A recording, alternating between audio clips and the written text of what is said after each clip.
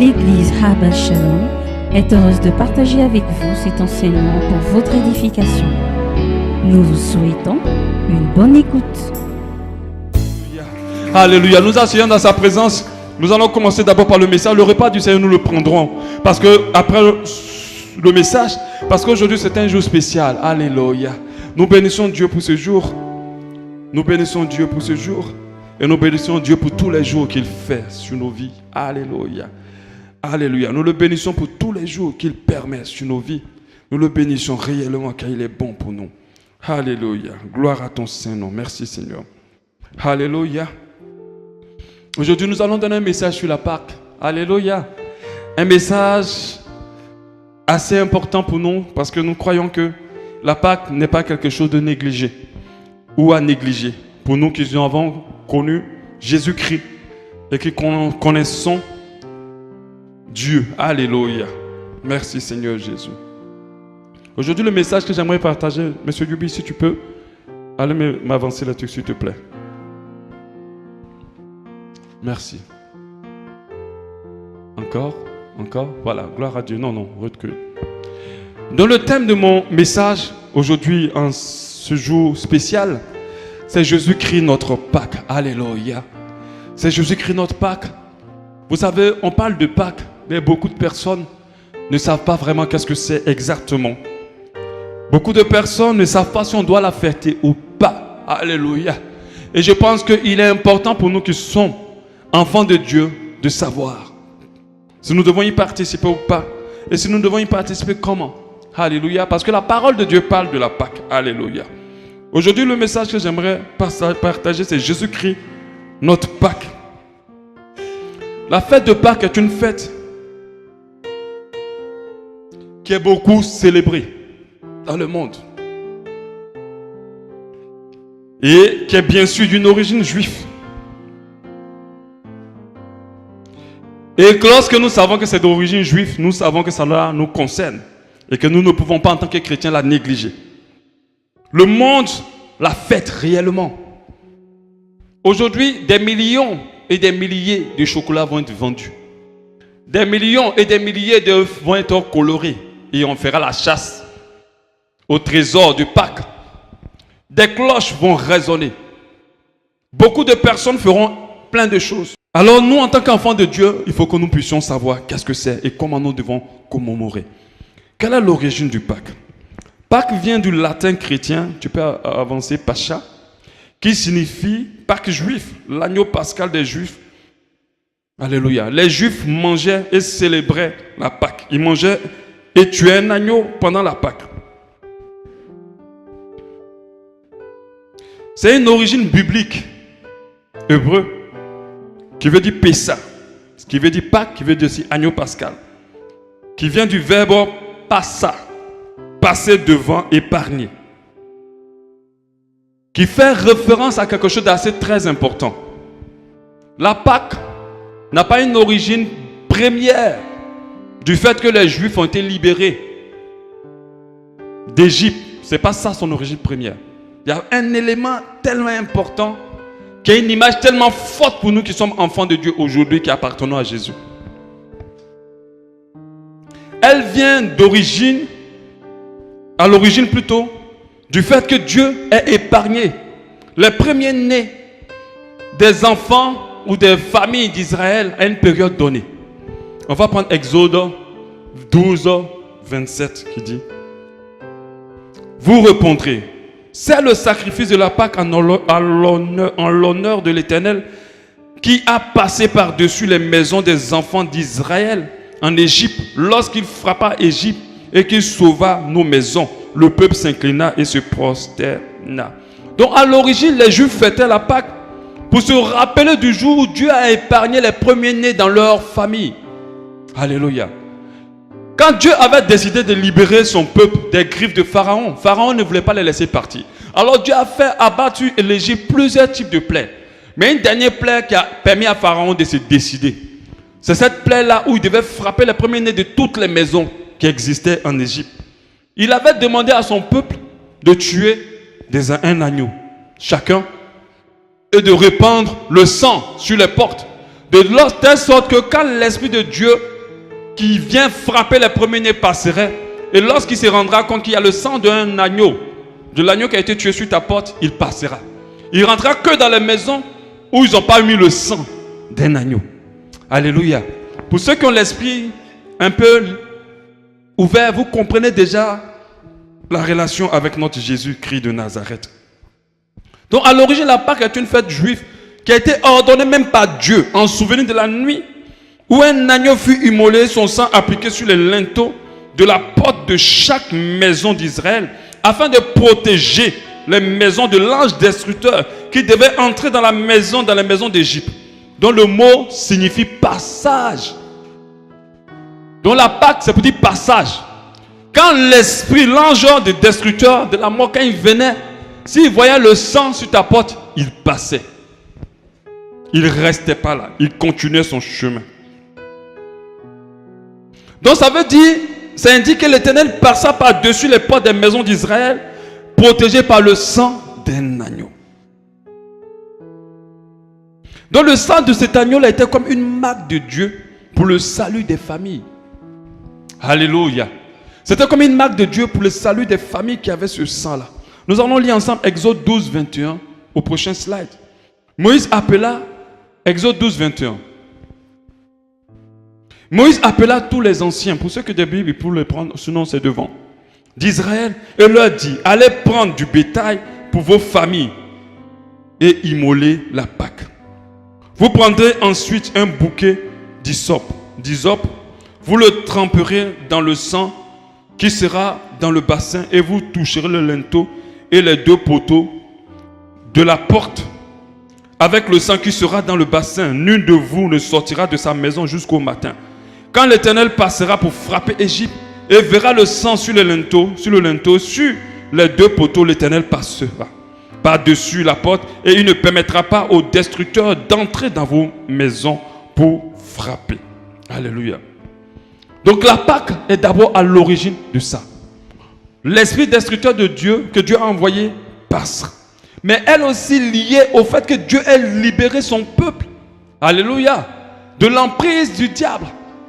Alléluia. De la sortie. Elle est aussi liée au fait que le peuple juif était sorti d'Égypte, a été libéré. Alléluia. Après que Dieu ait frappé le premier-né. Alléluia.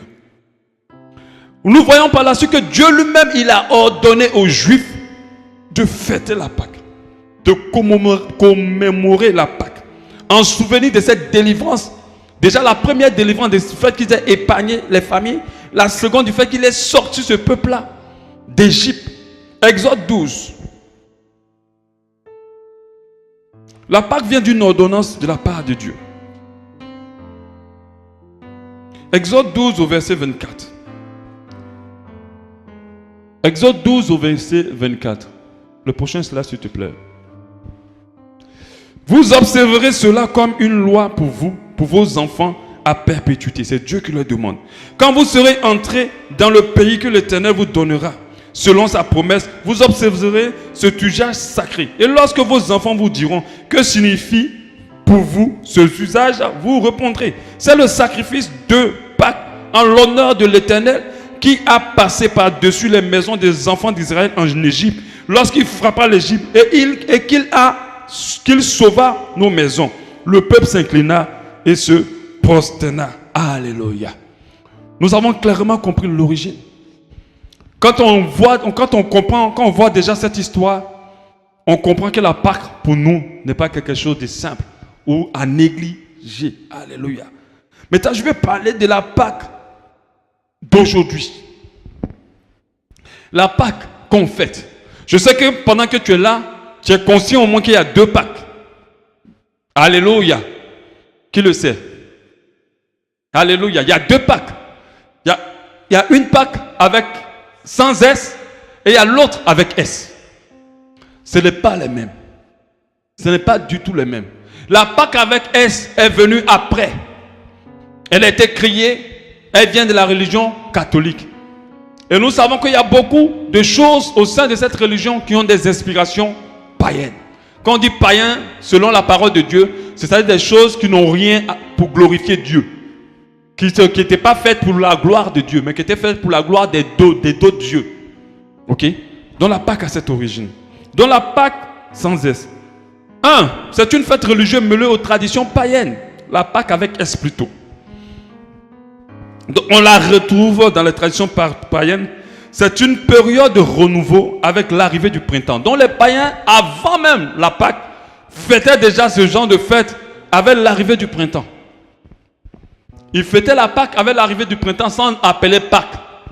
Mais nous avons compris que pour ne pas attaquer des religions, parce que nous n'avons pas à lutter contre les religions, alléluia. Nous avons à lutter contre toutes les pratiques des ténèbres, alléluia. Ils ont compris que pour donner plus de tonus à beaucoup de leurs pratiques, il fallait l'intégrer dans la foi chrétienne. Il fallait les mettre dans la foi chrétienne. C'est pour ça qu'à un moment donné de l'histoire de l'Église, il y a eu ce qu'on appelle des protestants. C'est des personnes qui ont réalisé que non, dans la religion chrétienne, il y a maintenant trop de choses qui sont rentrées, mais qui ne sont pas en conformité à la parole de Dieu. Nous, on sort. Et on les a nommés des protestants. Et la Pâque fait partie. Beaucoup de fêtes font partie, comme la Noël. La Noël n'est pas biblique. Elle n'a aucune origine biblique. Jésus n'est même pas né le 25 décembre. Et quand on voit comment les gens la fêtent, on comprend qu'ils ne connaissent même pas Dieu. Que Jésus n'est même pas au milieu de cette Noël. Tout le monde la fête, mais quand tu leur diras qui est Jésus, ils ne savent pas, ils ne peuvent même pas dire. Pourquoi il a été là? Ils ne savent pas. Ils connaissent l'enfant Jésus avec la couche dans un petit berceau en paille. S'ils ont trop connu, ils connaissent Jésus crucifié à la croix de Golgotha. Encore sur la croix. Mais Jésus n'est plus sur la croix. Alléluia. S'il était encore sur la croix, on est foutu. Alléluia. S'il était sur la croix, on est sérieusement foutu. Il n'est plus sur la croix. Il est descendu de la croix. Il est allé dans l'ombre de la vallée de la mort. Il a acheté le prix. Dans le séjour plutôt de moi, il a payé le prix pour nos vies. Il n'est plus là-bas. Et il est ressuscité. Alléluia. Ce qu'on doit dire de Jésus, on ne dit pas seulement Jésus est mort, il est mort, il est mort. Non. Tu dois dire Jésus est mort et ressuscité. Parce que si tu n'ajoutes pas et ressuscité, il y a un problème. Parce que nous n'adorons pas de mort. Nous n'adorons pas de mort. C'est pour ça que nous ne pouvons pas prier Marie. Parce que Marie a une tombe. Nous ne pouvons pas prier les saints. Parce qu'ils ont tous des tombes. Alléluia. Nous adorons ce qui est vivant. Alléluia. Notre Dieu est vivant, c'est pour cela que nous l'adorons. Jésus est vivant, c'est pour cela que nous l'adorons. Alléluia. Donc faites attention à beaucoup de pratiques païennes. L'histoire des œufs de Pâques. J'aimerais parler aussi aux enfants parce qu'à l'école, on les bourre de plein de choses. Ma fille m'a envoyé tout un panier d'œufs colorés. Je ne sais pas si je lui explique qu'est-ce qu'elle va comprendre. Que la Pâques, ce n'est pas les œufs. L'histoire des œufs. Donc, que ce soit fait en chocolat, en sucre, pain ou cuit. L'œuf est le symbole de la fête de Pâques avec S normalement, parce que c'est par l'œuf que ça a vraiment commencé. Chez les Égyptiens, donc ça a une origine égyptienne, et les Perses et les Romains notamment, l'œuf est le symbole de la vie. Donc ils considèrent l'œuf comme le symbole de la vie que l'on offrait au printemps. Vous vous rappelez, j'ai dit que la Pâque était célébrée pour annoncer pour le printemps. Et l'œuf rentre naturellement là, que l'homme célèbre au printemps plus largement. Et les gens se sont maintenant orientés parce que dans la Pâque, il y a la poule aussi maintenant. Il y a le poussin. Parce qu'on voit un poussin qui sort de l'œuf. Il y a aussi d'autres symboles qu'ils ont rajoutés. Maintenant, il y a le lapin. Au Moyen-Âge, il était interdit de manger les œufs pendant le carême. À cette époque-là. Donc, les poules pondaient et il y avait beaucoup d'œufs. Donc, du coup, au printemps, les gars se retrouvaient avec beaucoup d'œufs. Donc, qu'est-ce qu'ils devaient faire? Ils offraient les œufs. Donc, ils devaient les colorer. Et ils devaient les donner de manière traditionnelle, selon la tradition, à leur prochain. C'est pour ça qu'en Allemagne, ça se fait. Dans le monde entier, ça a pris. Alléluia. L'œuf, le lapin, le chocolat, c'est pas biblique. Alléluia. Je ne sais pas qu'est-ce qu'on doit faire exactement en tant que chrétien lorsque nos enfants envoient des œufs colorés et qu'ils veulent manger spécialement des chocolats à la Pâque. Je ne sais pas qu'est-ce qu'on doit leur expliquer. Peut-être qu'on va faire une réunion de crise pour essayer de trouver une solution. Parce que le monde est en train d'éloigner notre génération de la vérité. Alléluia. Dis avec moi, tant que je saurai, je proclamerai la vérité. Tant que je serai, je proclamerai la vérité. Alléluia. Nous devons lutter contre le mensonge. Jésus a été jeté dehors. Dieu a été jeté dehors. Et puis, sur la base à leur nom, on fait plein de choses. C'est comme si j'organise ton anniversaire et puis tu n'es pas là. Je mange, j'invite des gens, j'investis des millions, mais toi tu n'es pas là. Alléluia. Et c'est comme ça que le monde fait.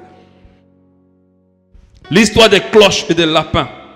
Depuis plusieurs siècles, il est interdit de sonner de la cloche dans les églises catholiques entre le jeudi saint et le dimanche de la Pâque. En signe de deuil, les catholiques étaient interdits de sonner de la cloche entre le jeudi et le dimanche. Je crois qu'ils sont toujours interdits. Une tradition que l'on retrouve notamment en France, en Belgique et en Italie. On a alors raconté aux enfants que les cloches allaient se faire bénir par le pape à Rome.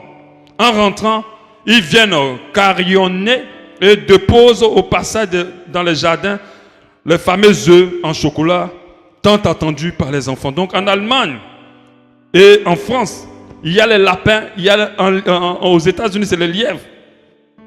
D'autres vont jusqu'à prendre des cigognes. Le lapin vient d'une tradition païenne germanique. Il était l'emblème de la déesse Os-Ara. Alléluia. Symbole de la fertilité et du printemps. Donc toujours printemps.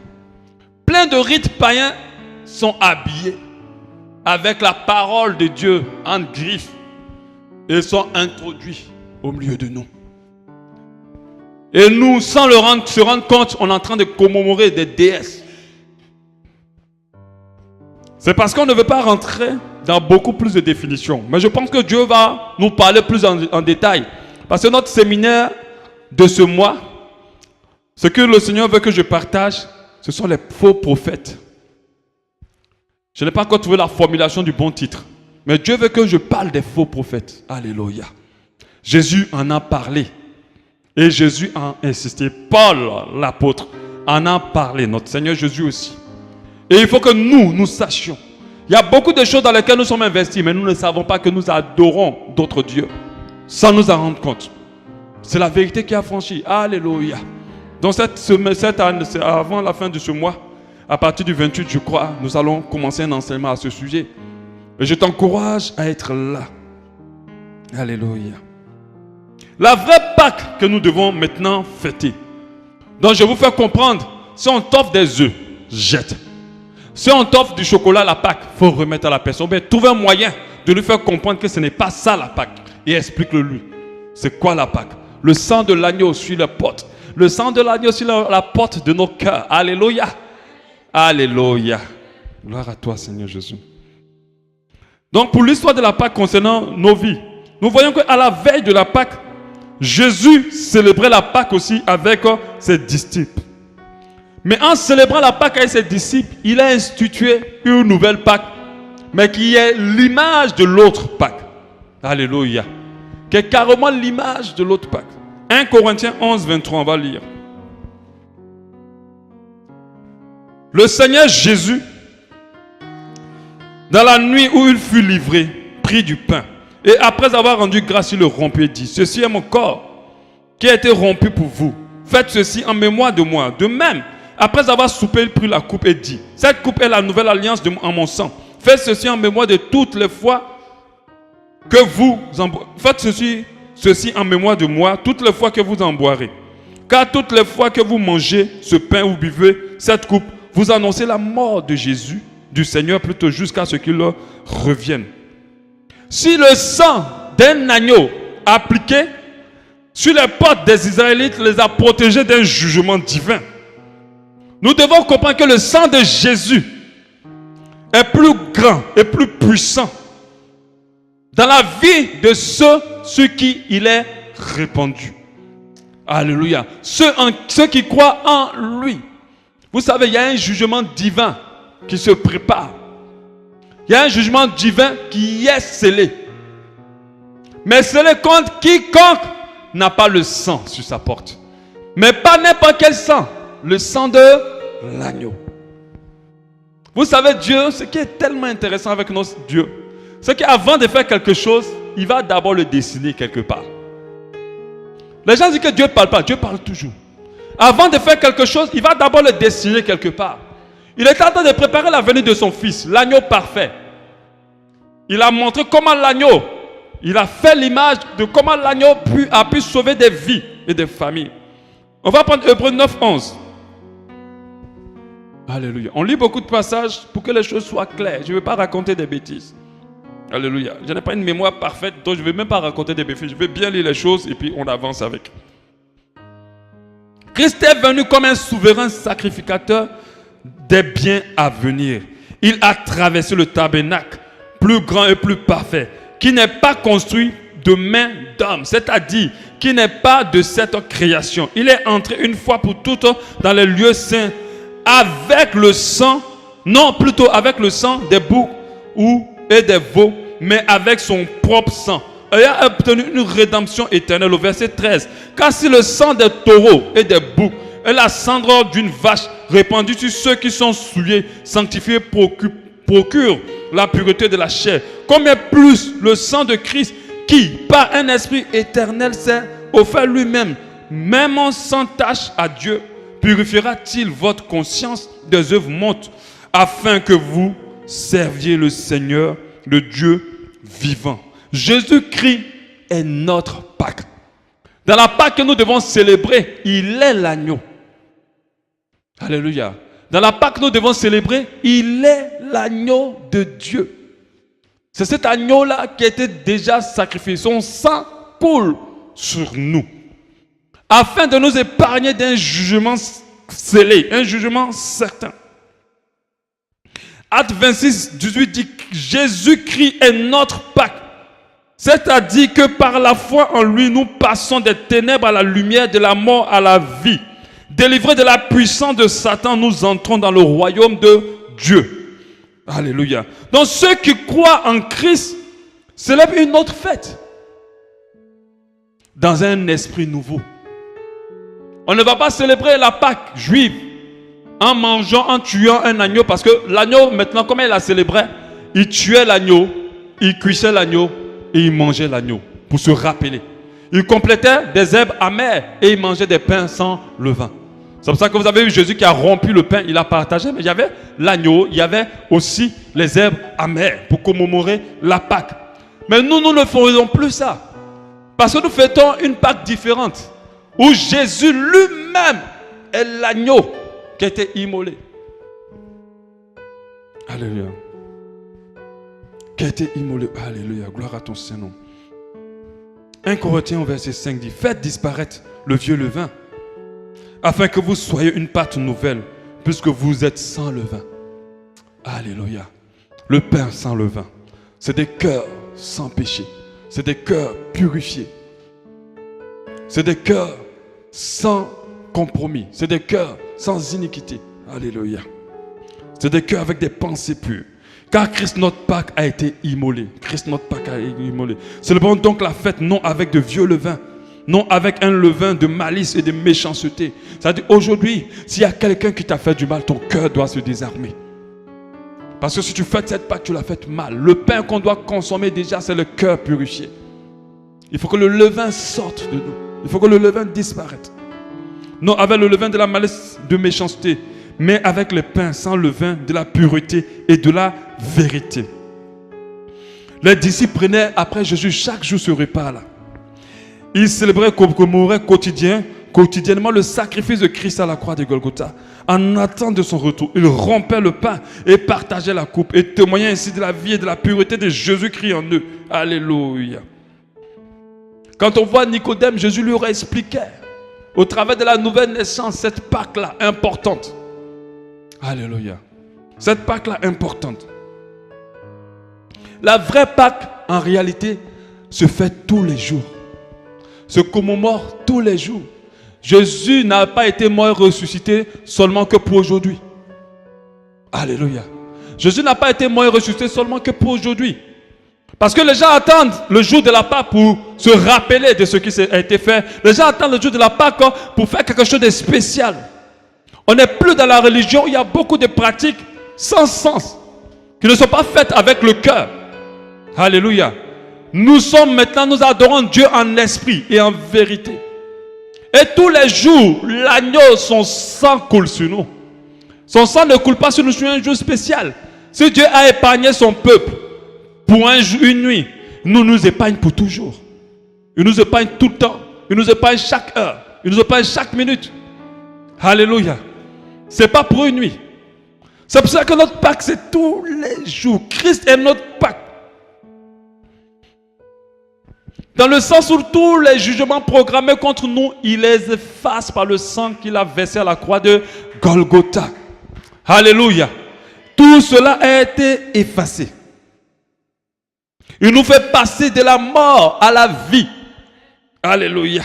Il nous fait passer de la mort à la vie. Il nous donne accès au royaume de Dieu. Le dévoreur ne voit pas nos portes. Les sorciers ne nous voient plus dans leurs caméras. Parce que le sang de l'agneau nous cache et nous couvre. Alléluia. Il faut qu'on le réalise. Éphésiens 12, 1. Nous étions morts par nos péchés. Nous étions morts par nos péchés. On nous voyait dans les caméras des sorciers. On nous voyait dans les marmites des sorciers. On nous voyait dans leurs écrans. Maintenant, mais Dieu qui est riche en miséricorde, à cause du grand amour dont il nous a animés, nous qui étions morts par nos offenses, nous a rendus à la vie avec Christ. C'est par grâce que nous sommes sauvés. Il nous a ressuscités ensemble. On nous a fait asseoir ensemble dans le lieu céleste en Jésus-Christ afin de montrer dans les siècles à venir l'infinie richesse de sa grâce par sa bonté envers nous en Jésus-Christ. Maintenant, on ne nous voit plus. Quand il regarde dans nos écrans et qu'il dit Charlène n'apparaît plus. Parce que Charlène est cachée dans le sang de l'agneau. Alléluia. Quand il appelle nos enfants n'apparaissent plus. Parce que notre maison entière a la marque du sang de l'agneau. Et c'est tous les jours. Alléluia. Donc Christ est notre Pâques. Parce qu'il nous délivre d'un pays des ténèbres et d'esclavage pour nous conduire, nous faire entrer dans un royaume nouveau que Dieu a préparé, promis à ceux qui l'aiment. Donc pour les vrais disciples de Pâques, de Christ plutôt, la Pâques n'est pas une célébration religieuse annuelle, mais est une réalité quotidienne. Alléluia. Ce n'est pas tous les ans qu'on fête la Pâques. Mais nous, en tant qu'assemblée, nous profitons de cette occasion pour rappeler aux gens que notre Pâques, ce n'est pas seulement aujourd'hui, c'est tous les jours. Parce que tous les jours, le sang de l'agneau coule pour toi. Tous les jours, le sang de l'agneau se répand sur toi.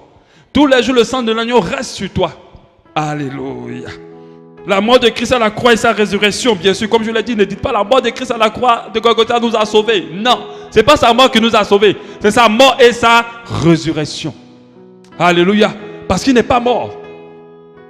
Il est vivant. Alléluia. Sa mort, il n'est pas resté mort, si c'est pour être plus correct. Pour ceux qui croient en lui, les fondements de leur foi, il est le fondement de leur foi et l'objet d'une grande espérance. Alléluia. L'apôtre Paul a écrit en 1 Corinthiens 15, 3. Je vous ai enseigné avant tout, comme je l'avais aussi reçu, que Christ est mort pour nos péchés selon les Écritures, qu'il a été enseveli et qu'il est ressuscité le troisième jour selon les Écritures. Alléluia. Donc Jésus est vivant. Alléluia. Est-ce que tu peux dire avec moi, Jésus est vivant. Alléluia. Jésus est ma Pâques. Alléluia. Jésus est ma Pâques. Alléluia. Mais tiens, comment manger cette Pâques-là? Il est l'agneau immolé. Alléluia. Il est l'agneau immolé. La Bible dit en Marc 14, 14 que quelque part qu'il entre, dites au maître de la maison. Le maître dit, où est le lieu où je mangerai la Pâques avec mes disciples? Mangerai la Pâques avec mes disciples. Luc 22, 15 dit, il a dit, j'ai désiré vivement manger cette Pâques avec vous, avant de souffrir. Donc nous venons de comprendre tout à l'heure que c'est lui notre Pâques. La Bible nous dit clairement que c'est lui notre Pâques. Les Juifs devaient rôtir cet agneau-là. Ils devaient le braiser.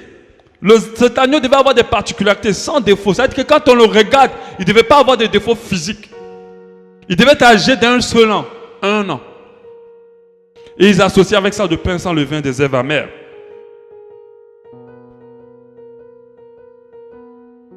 Donc quand Jésus s'entretenait avec ses disciples, il a parlé du fait de manger la Pâques. Alléluia. Nous comprenons par ce qu'on a dit plus haut que la Pâques, nous devons la manger tous les jours. Nous comprenons que ce n'est pas une action physique, mais une action spirituelle. L'importance du manger. Pourquoi nous mangeons si on laisse dans cette histoire de Pâques? Nous mangeons parce que tout ce qu'on met dans nos bouches, après avoir fait ce qu'il doit faire dans le ventre, nous donne quelque chose. Si vous prenez une orange, après vous allez profiter des vitamines qui sont à l'intérieur. On est d'accord? Si on prend du riz, après nous allons profiter de tout ce que le riz peut nous donner. Si nous ne mangeons pas, nous mourrons. Tout ce que nous mangeons nous donne quelque chose après. Alléluia. Tout ce que nous consommons nous donne quelque chose. Nous apportons de la force, de l'énergie, de la santé même, de la vie. On vit parce qu'on mange. Alléluia. Parce que tout ce qu'on mange, quand on a fini de digérer, il nous transmet quelque chose. Alléluia. La Bible nous dit à 1 Corinthiens 5, 7, on l'avait déjà lu, faites disparaître le vieux levain afin que vous soyez une Pâque nouvelle, puisque vous êtes sans levain, car Christ notre Pâque a été immolé. Christ notre Pâque a été immolé. Alléluia. Mais nous devons manger Christ. Alléluia. Mais le manger, ce n'est pas aller le chercher quelque part, aller le trouver quelque part, ou bien voler une croix où il est accroché dessus, et puis découper, faire en poudre.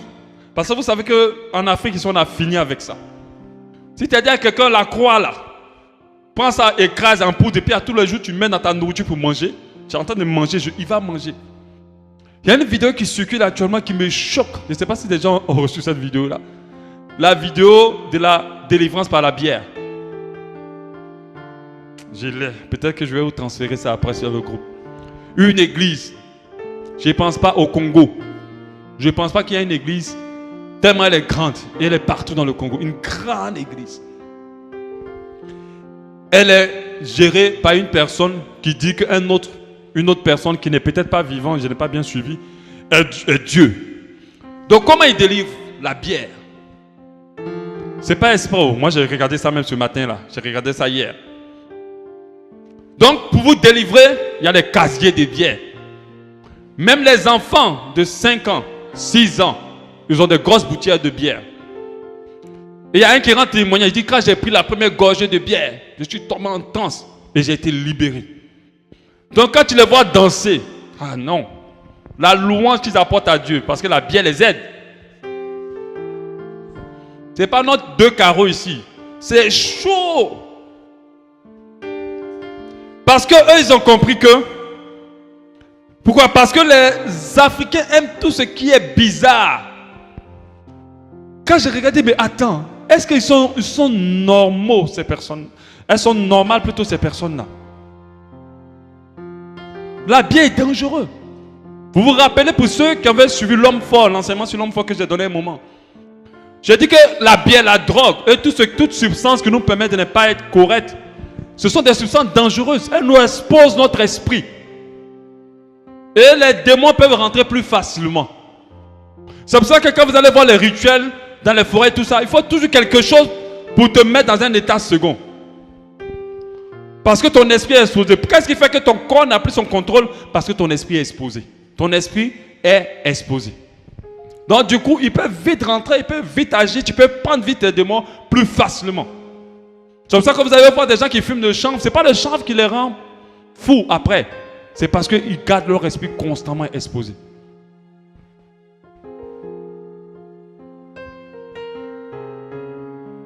Jésus dit en Jean 6, 54, celui qui mange ma chair et qui boit mon sang a la vie éternelle.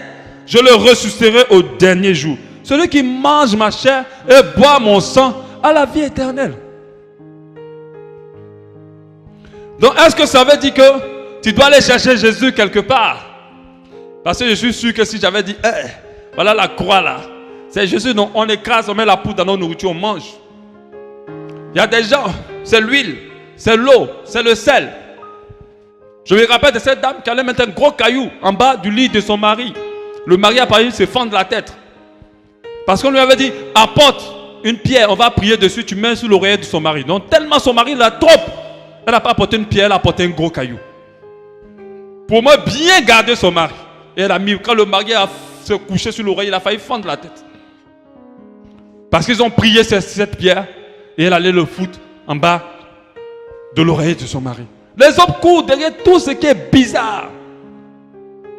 Ils ne savent pas que Dieu se trouve dans la simplicité. Manger Jésus, ce n'est pas de faire des choses bizarres.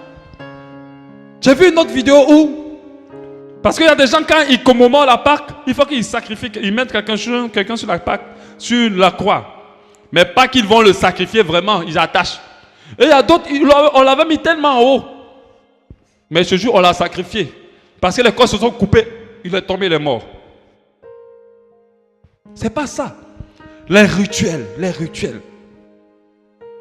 Quand un homme de Dieu veut faire de la parole de Dieu une base, les Africains n'aiment pas ça. Il veut qu'il y ait toujours quelque chose de bizarre pour sentir qu'on est en train de faire quelque chose de réel. Si j'avais dit que j'ai apporté une eau spéciale, où on a fabriqué un pain spécial qu'on doit manger, et c'est Jésus notre Pâque, ça va te restaurer. Je sais qu'il y a des gens qui aiment Dieu et qui ont l'esprit ouvert, qui vont se lever, ils vont sortir. Mais d'autres vont rester. Après un mois de culte, mon église n'aura plus de place. Parce que c'est ça que les gens veulent. On cherche plus des féticheurs. Il ne faut pas que je prêche mon message, même des faux prophètes. Laissons ça.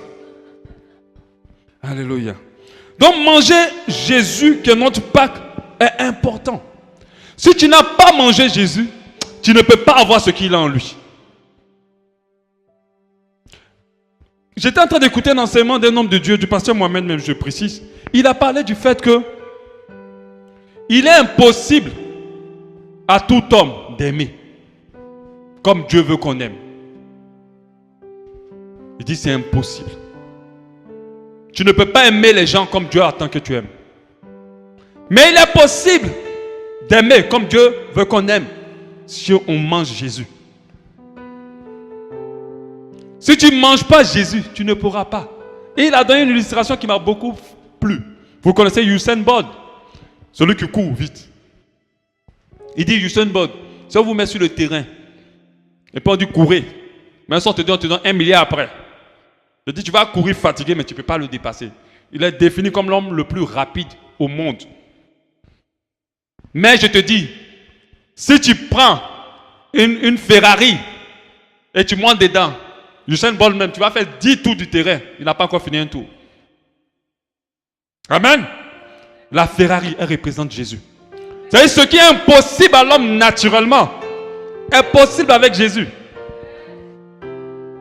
Parce que l'homme ne peut pas voler, il monte dans l'avion pour voler. Tu ne peux pas aimer comme tu veux. Si tu ne manges pas Jésus, tu ne pourras jamais. Tu ne peux pas vivre dans la sanctification. Impossible. Si tu ne manges pas Jésus, tu ne pourras jamais être sanctifié. Alléluia. Tu ne peux pas. Tu ne peux pas abandonner les mauvaises habitudes. Ton péché. Parce qu'il y a d'autres qui pensent que non, Seigneur, je vais abandonner, Seigneur, je ne sais pas pourquoi je ne quitte pas. Mais parce que tu ne manges pas Jésus. Quand tu manges Jésus, il te transmet ses nutriments. Il te transmet sa sagesse. Il te transmet l'humilité. Ce qui fait des fois qu'on réalise qu'il y a certains qui ne consomment pas Jésus, c'est ce qu'ils ont. Quand tu regardes quelqu'un, tu sais qu'il est malnutri spirituellement. Il est malnutri. Physiquement, quand tu regardes son corps, tu vois sa peau. Quand tu touches sa peau, tu sais que cet enfant ou cette personne ne mange pas bien. Mais quand tu regardes aussi d'autres spirituellement, tu sais qu'elle ne mange pas bien Jésus. C'est notre Pâque. Alléluia. Si tu ne manges pas Jésus, tu auras du mal à lutter efficacement contre le péché. Tu auras du mal à profiter de la vie divine qui vient de Dieu. Tu auras du mal à être un chrétien qui fait la volonté de Dieu. Tu auras du mal à avoir la force de Dieu, de faire les choses que Dieu te demande. Mais comment manger cette Pâque-là? Comment manger Jésus?